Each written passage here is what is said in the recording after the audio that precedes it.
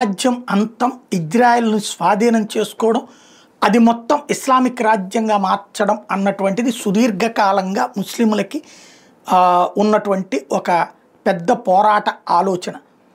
అందులో భాగంగా దాన్ని ఆచరణలో పెట్టేందుకు ప్రయత్నించడం కాకుండా అసలు దాంతో స్నేహం చేస్తే బెటర్ కదా అని సున్నీ ముస్లిం సామాజిక వర్గాలకు చెందినటువంటి సౌదీ అరేబియా దగ్గర నుంచి అరబ్ దేశాలు, ఒపెక్ దేశాలు ఇజ్రాయెల్‌తో స్నేహం చేస్తూ ఉంటే, లేదు దాన్ని అంతం చేయడం అనేటటువంటిది మా పంతం అంటూ ఇరాన్ ఏదైతే లెబనాన్ ద్వారా, యెమెన్ ద్వారా, అట్లాగే పాలస్తీనా ద్వారా, సిరియా ద్వారా దాన్ని నిరంతరం చెడగొట్టే ప్రయత్నం చేస్తున్నది.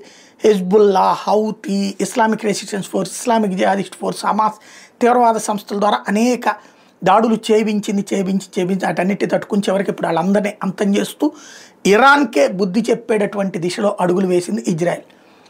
ఆ సందర్భంగా ఇరాన్ రిటాలియేషన్ ఫెయిల్ అయ్యింది.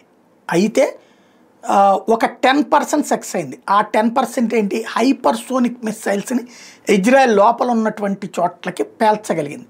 సరైన GPS సిస్టమ్ లేకపోవడం వల్ల నిర్దేశిత లక్ష్యాలను కాకుండా గాల్లో గుడ్డెద్దు చేలో పడ్డట్టు వేస్తే కొన్ని దెబ్బతిన్నటువంటి పరిస్థితి ఉంది. ఇప్పుడు సిస్టమ్ని సరిచేసుకుంటూ రాబోయేటటువంటి రోజుల్లో ఇజ్రాయెల్ని దెబ్బ కొట్టేటటువంటి స్కెచ్ వేయబోతోందట ఇరాను. భారీ యుద్ధానికి సిద్ధమవుతోందట. అది రేపు డిసెంబర్ నాటికి, ఈ నెల ఎండింగ్ కానీ లేదా డిసెంబర్లో కానీ జరుగుతుంది అన్నటువంటి విషయాన్ని ఇప్పుడు తాజాగా కరెంట్ రిపోర్టింగ్స్ చేసేటటువంటి కరెంట్ అఫైర్స్ రిపోర్టింగ్ చేసే అంతర్జాతీయ నిపుణులు అనుమానం వ్యక్తం చేస్తున్నారు ఇరాన్ ధోరణిని చూస్తే.